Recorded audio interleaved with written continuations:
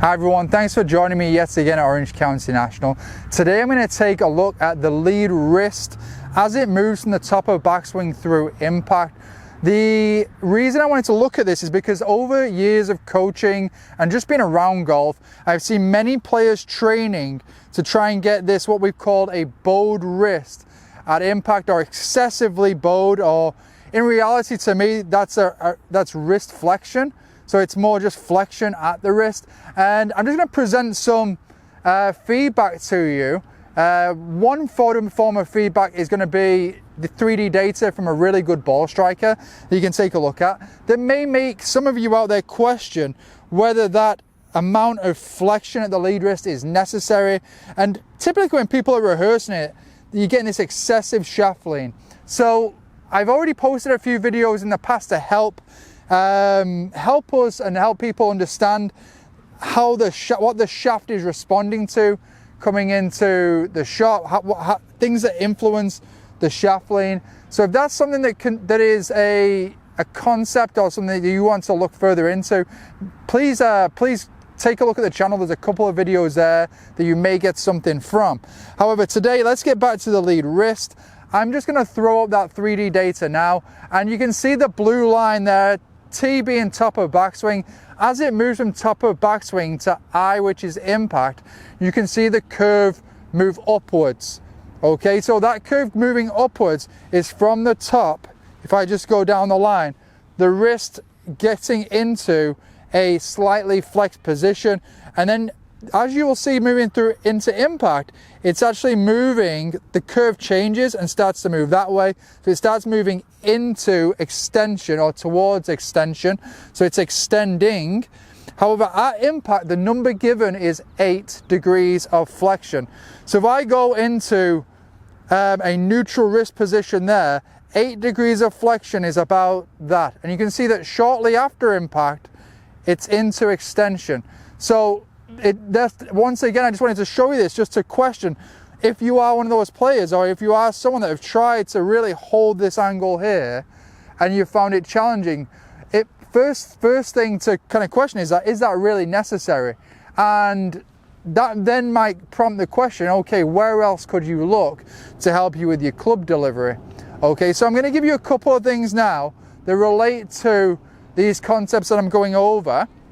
First thing that I found very helpful with a number of players, if I'm just going to put a stick down on the floor here, is to just get clear on the feel of what it feels like for the club and your hands and the shaft to move through impact, reflecting the movement of the really good ball striker there.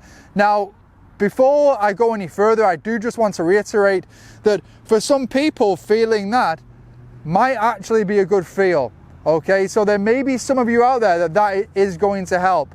However, I've found in most cases, it's typically how the pelvis, rib cage, arm, all these bigger segments and what they're doing also has a great influence on what the hands are doing, and you can look towards those bigger segments improving their movement to improve the club delivery. Okay, so I'm going to set up here, and let's just say, for example, I'm going to move the ball into just a normal ball position. For me, I've got a 9-iron here in my hand.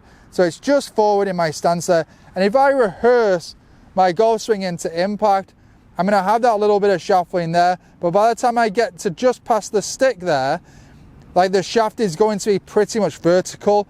And another nice image I like to get at this point here, just after impact, is that from the club head, up the shaft, up my left leg, or up my lead leg, and up my lead arm, it's all very much looking like one line.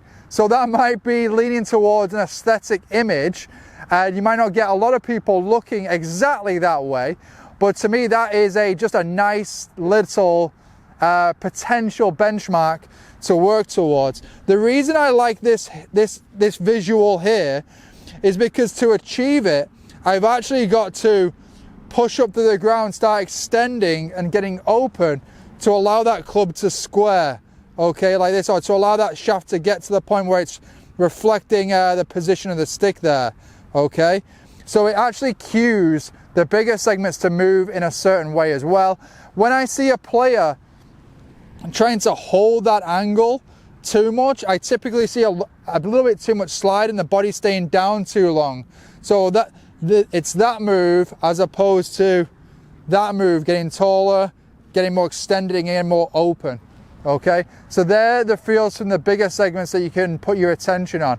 One other thing that I do just want to go over is that whenever looking at delivery, always being very aware of how the face is coming into the shot is hugely valuable. So if the face is open to square it, the hands are gonna have to move in a certain way, and if it's closed, that's going to really influence the way that we move through the hits as well.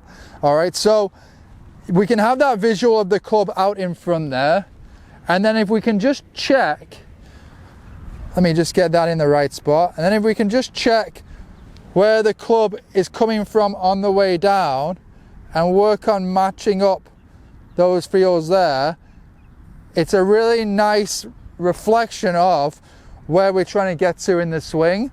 And then from there, I like to, every time I'm working on impact or through the hit, for me it's typically shorter swings,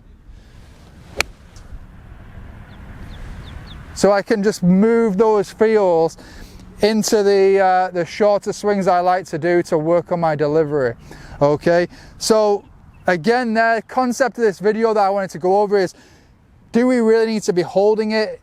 If you are and it's not working out, you do have other options. Maybe try the one with the visual there, just to help you to get more up and open through the shot and get that shaft more, let's just say it doesn't have to be too leaned through the shot. So there's one option there. If those don't quite match you, I'm more than happy to answer any questions that you may have specific to you, or check those videos out on shaft lean that I've already posted on the channel.